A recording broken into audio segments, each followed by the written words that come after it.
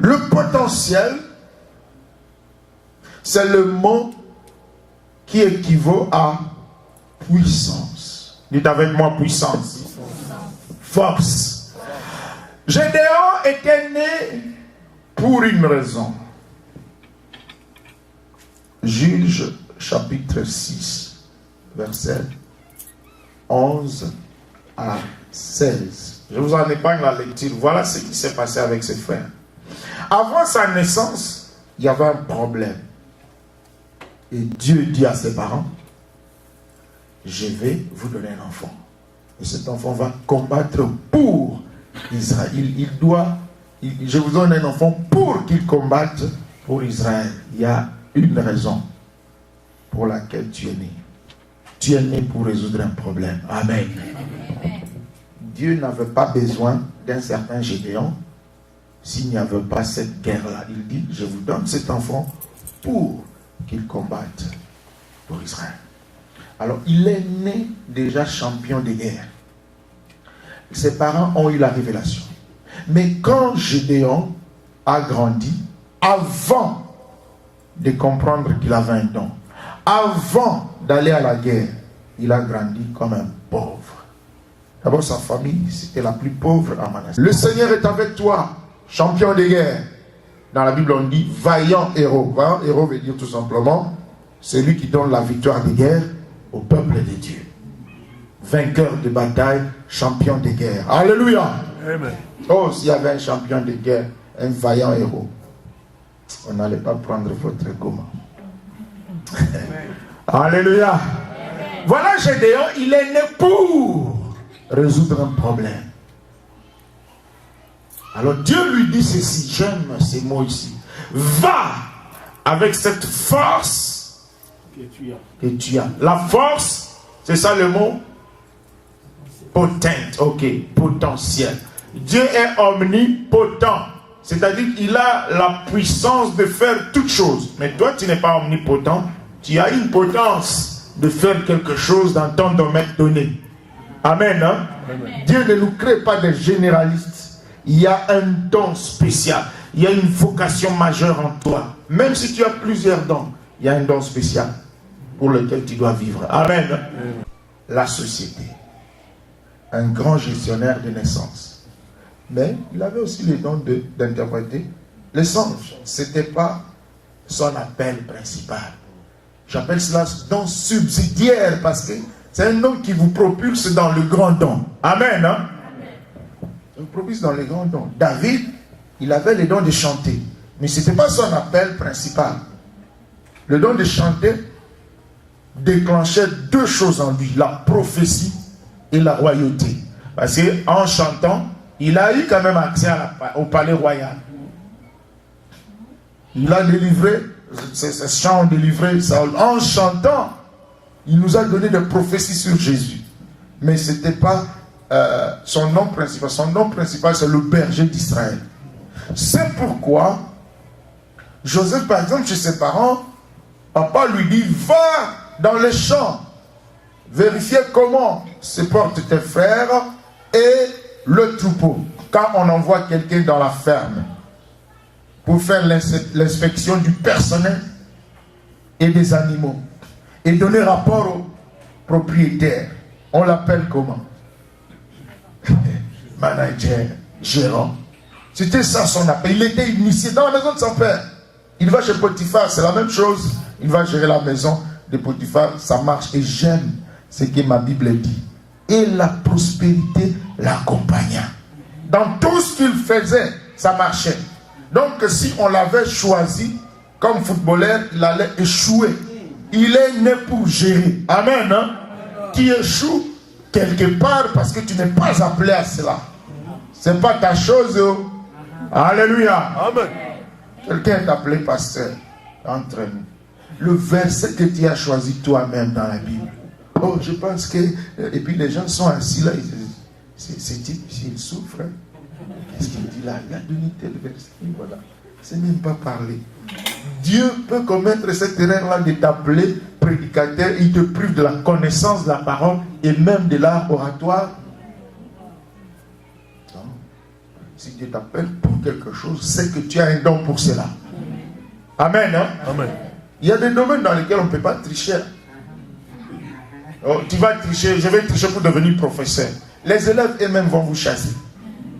Si tu connais, oh, mathématicien. Ah, si tu connais, on a maths moderne, exponentielle, pas au Kangal. Nous voyons qu'il y a des domaines dans lesquels les gens vaguent que par-ci par-là parce que ça ne rapporte rien. Parlons de Joseph pour entrer dans notre passage sur les empêchements. Alors Joseph, en prison, il a géré. On ne l'a pas invité chez Pharaon juste pour interpréter le songe. L'interprétation du songe, c'était un tremplin pour qu'il ait sa position de gestionnaire de tout le pays. Il a dit, on va nous amener, on va nous libérer, vous allez amener mes ossements. C'était un prophète. Par rappel, c'était un prophète, un gestionnaire. L'interprétation du songe, c'était un don. Tu dis, tu peux être un chanteur. Ça t'aide seulement à rencontrer quelqu'un, une connexion divine, et tu feras autre chose dans la vie. Tu n'es pas appelé à faire des albums et à faire un nom, à avoir des Grammy Awards. Peut-être tu es seulement pour que l'église marche et on a besoin de voix pour la chorale. Et c'est ton appel. Que chacun de nous soit conscient que Dieu m'a créé pour une raison. Dieu a doté, a mis stratégiquement à chacun de nous quelque chose, le potentiel, la puissance qui est enveilleuse. Et un jour, ça doit éclore. Malheureusement, j'ai toujours pensé que l'endroit le plus riche de la planète Terre, c'est le cimetière où les gens meurent avec la planète Terre sans connaître son potentiel. Et de souffrir parce que tu vas échouer dans d'autres domaines qui ne sont pas ton appel. Dieu est un Dieu d'ordre. Amen. Amen.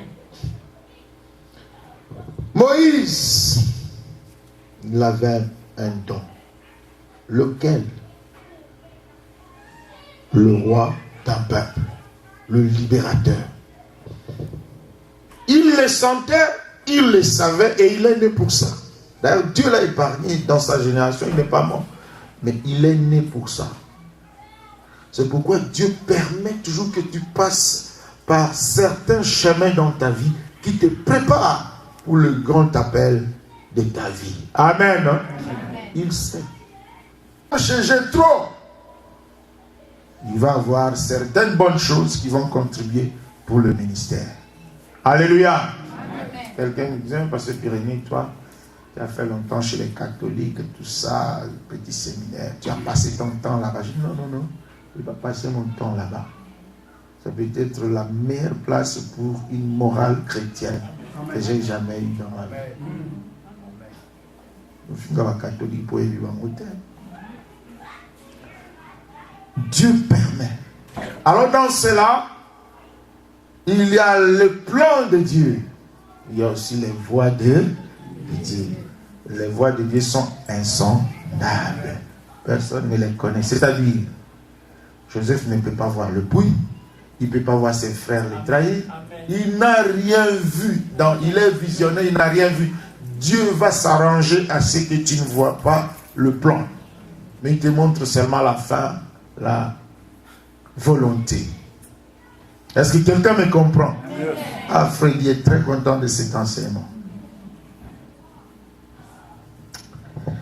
Et la Bible dit, de tout cœur, je veux partager des choses avec vous. Est-ce que quelqu'un est à l'aise ce soir? Amen. La Bible nous montre ce potentiel-là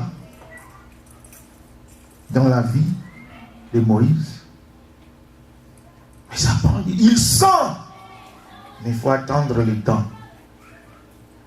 Il a tué un Égyptien pour libérer les Hébreux.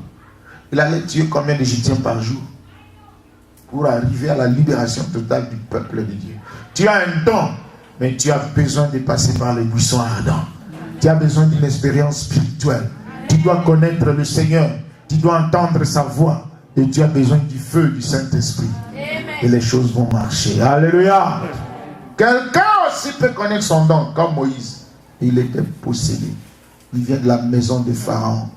Comment est-ce qu'il va libérer les gens que Pharaon combat? Il est sorti du pays avec un record, un casier judiciaire de meurtrier. Et il était célibataire, meurtrier, fugitif dans un pays étranger, sans papier d'immigration. Job, fermier. Et selon Actes des Apôtres chapitre 7, c'est un homme qui a étudié dans toute la sagesse, entre guillemets, toutes les universités de l'Égypte. Donc s'il y avait un niveau très élevé d'études, Moïse l'a acquise. C'était un futur pharaon. Mais il avait un appel autre. Avant qu'il ne découvrit son appel, il a fait 40 ans. Et tu vas dire 40 ans de perte. Non. Parce qu'il était dans les misères pendant 40 ans. Parce qu'il allait emmener le peuple pendant combien d'années? Voilà. Dieu l'a formé. Dieu permet toujours cette formation-là, que tu le veuilles ou pas. Alléluia. Amen. Alors bien aimés dans le Seigneur, nous sommes formés esprit. Et Dieu a déjà mis un potentiel en nous, une puissance en nous.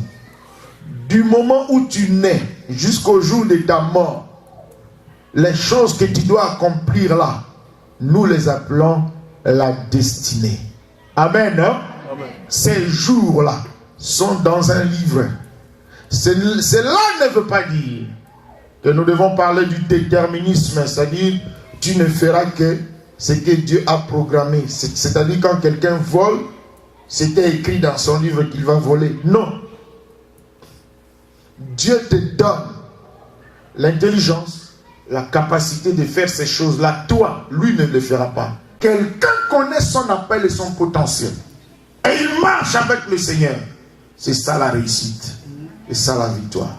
Bon, ok, je passe directement à comment ça va passer. Nous allons passer le reste du temps à l'enseignement sur la délivrance qui permet la réalisation de la destinée. Comment connaître rapidement? Il y a des signes naturels, il y a des signes spirituels, il y a aussi des circonstances qui propulsent.